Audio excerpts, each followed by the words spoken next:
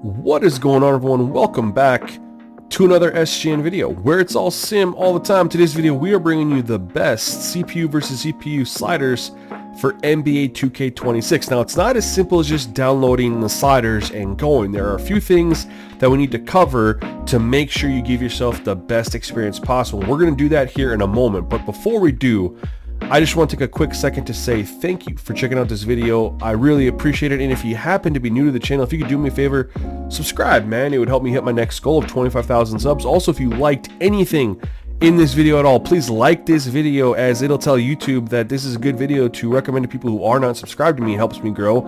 And YouTube also launched hyping videos. That helps a lot too. So hype this video if you have any hype points, man. Means a lot to me. So now that we got that out of the way, let's talk about what you need to do to get this set up. So the first thing you need to do is custom roster. Okay, we're not using this with NBA 2K default.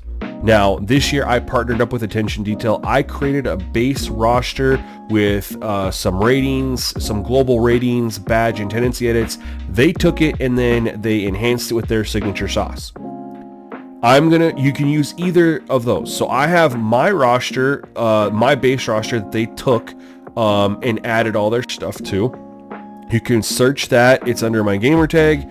It is called SGN Global Edits, and it's under, of course, my gamer tag Simgamingnetwork. You can use this one. Now, if you want to use the ATD version, because they're continually updating it and they have different creators who update it, I don't know which one is the most. It's constantly changing. So you're going to want to check out their Discord or their thread on Operation Sports for the most recent information if you want the ATD enhanced version. Either of them will work, but not 2K default.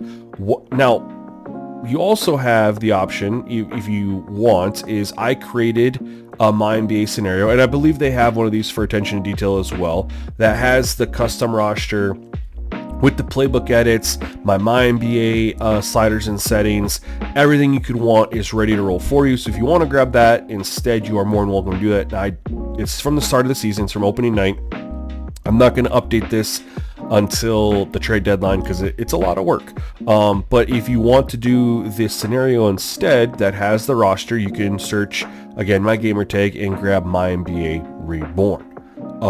If you're already an existing My NBA, I have the file on my Discord. You can edit the roster inside your My NBA and get caught up to speed. Takes you about 20 minutes to do. So you have some options there. Now, once you have either of these set up and you're in a My NBA, there's a couple things that you need to do.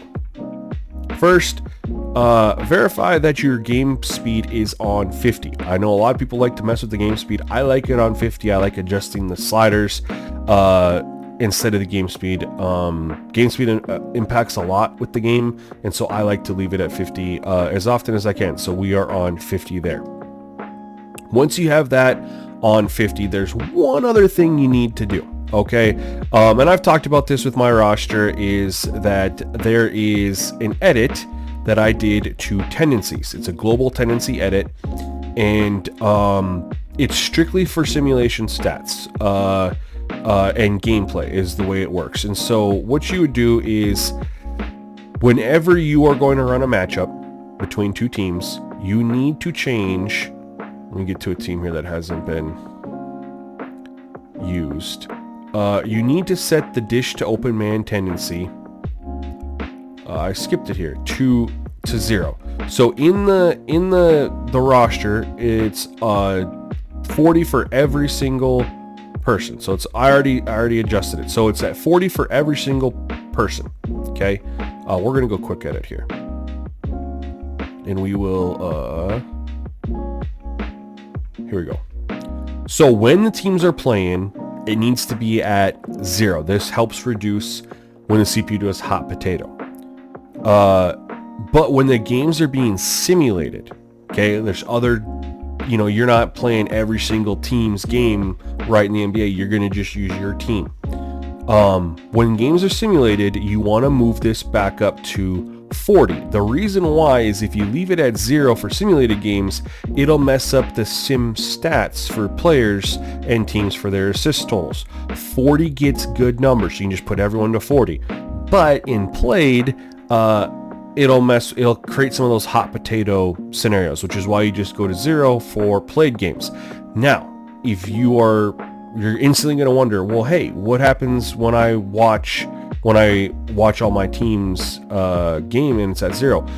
When the games are slow sim, the stats are going to be fine. It's just sim stats that get messed up when dish to open man is at 0. When they play, the stats are fine. I also want to talk about those who like to maybe simcast and hop in with 3 to 5 minutes left. There's no way you're going to know if you're going to hop in or not if that game's close. For those scenarios, you can just leave it at 40. That's what I do personally in my Phoenix Suns rebuild. I do not touch the dish to open man for games that I'm simcasting and may or may not hop in, because again, you don't know if you're going to hop in or not, so you can't set it to 0, and once you're in the game, you can't change it to 40, so don't worry about it. Let's go ahead and get out of here. So that's a big change you need to do. Make sure for games that you're playing for both teams, dish to open man is at 0. Go set it back for the team that's going to have game simulated once that game is finished. Next thing you're going to want to do is we're going to go ahead and grab the sliders. Now, I'm going to show you guys how to download it if you are on console, next gen console. If you are on PC, I will then just kind of scroll through and show you guys the sliders for you guys to make a file. So Xbox users and PS5 users, you are going to want to download the sliders, and we're going to do this on camera right now. We're going to go ahead and save these. I'm going to update the name. Currently, the sliders have been under CPU versus CPU beta, but we are changing that to official. This is what you're going to search under my gamer tag. It'll pop up. Should be pretty clear as day what you need to download. CPU versus CPU official. That'll have everything for you. Now, for those of you on PC, the rest of the video is for you. I'm gonna be honest with you.